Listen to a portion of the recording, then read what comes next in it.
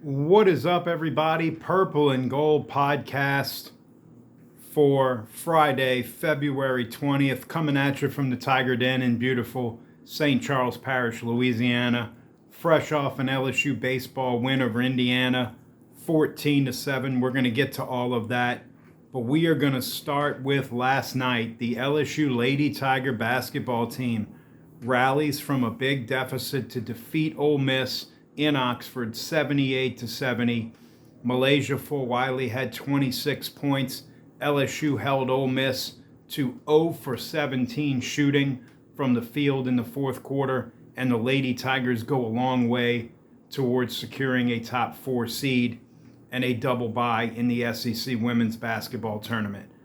Coach Yo, the Ole Miss women's basketball coach, who I was a big fan of and am a big fan of, and I had been supportive of her possibly being LSU's next women's basketball coach after Kim Mulkey retires, taking a lot of L's on Twitter today at the hands of Lane Kiffin, yours truly, and the LSU faithful. She just couldn't let it go, the fact that Pete Golding and members of the football team pulled up at the game last night, or at least members of the football team did. I didn't see Pete Golding there. And the fact that Pete Golding, brought up, or at least texted her and tweeted at her or whatever. And then Lane Kiffin, of course, tweeted about the game last night and this morning. And Coach Yo basically said, why would a football coach be tweeting at a women's basketball coach after the game? He doesn't even like women's sports. And she tweeted out a video of her striking him out at a softball game at Ole Miss. And of course he tweeted back that he does love women's sports, with a picture of him and Kim Mulkey hand in hand walking into the women's basketball game when he made his first appearance as LSU's head football coach. Great win for LSU. Interesting times ahead for the LSU women's basketball team. Michaela Williams did not play at all in the second half. Kim Mulkey deemed that to be a coach's decision. Grace Knox did not play at all in the second half after committing a hard foul and getting a technical foul, which riled up Coach Yo to the point that she had to be restrained from going after Grace Knox. I don't want to come on this podcast and call people out and make a big charade about things that happen and try to get clicks. But Coach Yo really showed her ass last night and today. Pardon my language. But she was just, obviously the moment was very big for Ole Miss, and they had their biggest crowd of the year because of course they did, right? Because she complained and LSU was in town and, all the Lane Kiffin stuff and, LSU's public enemy number one now in Oxford. And, for 3 quarters, Ole Miss had it going their way, and then LSU turned it around in the fourth quarter thanks to Malaysia Fulwiley, Flajay Johnson, and a poor shooting effort by Ole Miss in the fourth quarter. On to the baseball game today.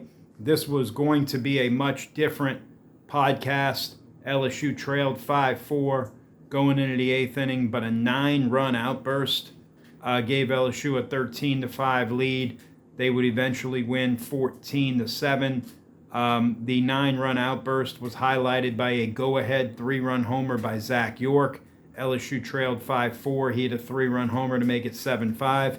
LSU added on and added on and added on. Up until that point, though, through 7 innings, LSU had left 11 runners on base. They had had 2 runners thrown out at third base.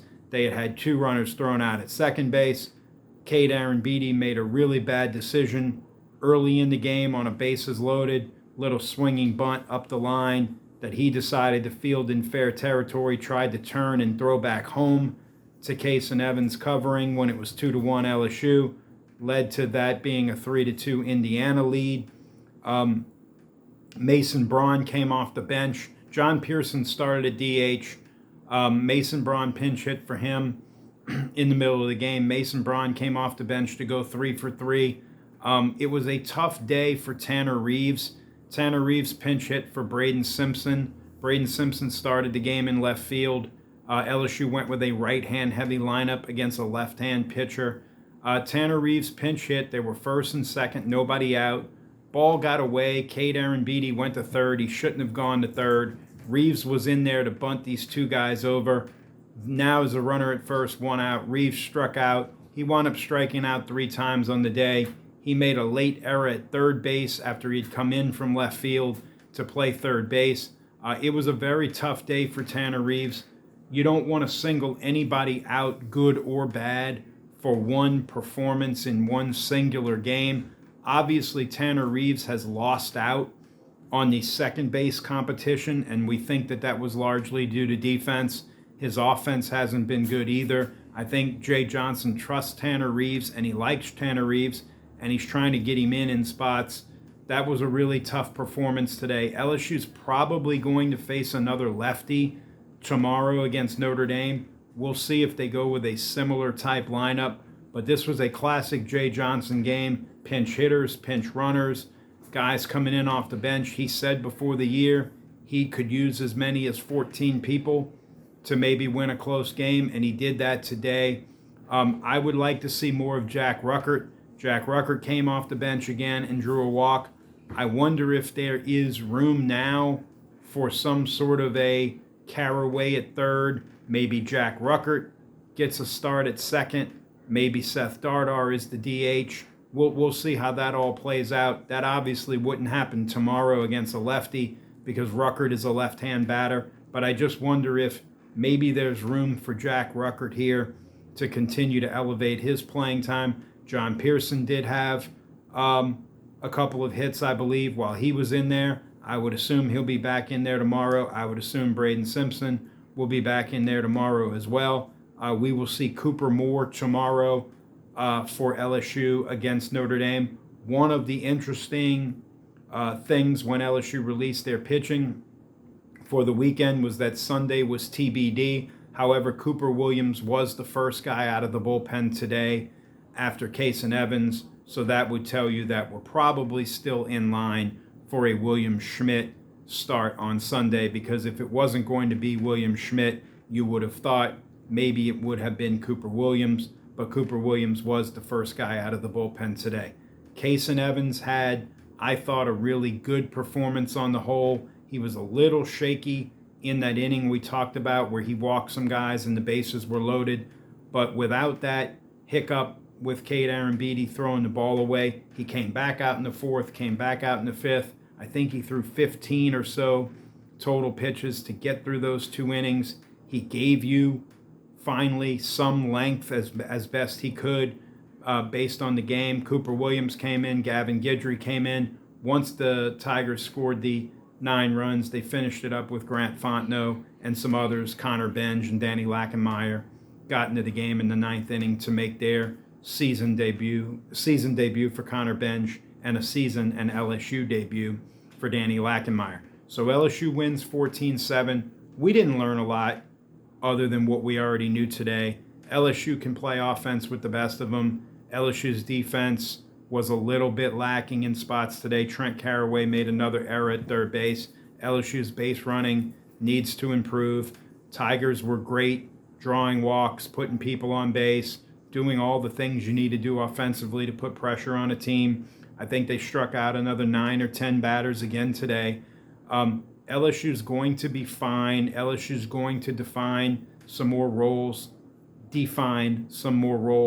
for these players, and that will help round the overall team into form. It was nice to see LSU get challenged late in a game and come back. Gavin Guidry gave up a hit to make it 5-4 in the bottom of the 7th, and LSU immediately responded with the 3-run homer and then tacked on, and Indiana's bullpen really imploded, and so LSU wins the game 14-7.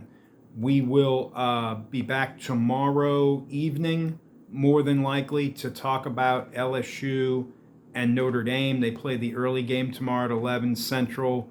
LSU's men's basketball team is, I believe, home tomorrow to play Alabama. We can talk about that too, and we will be here to recap all of it.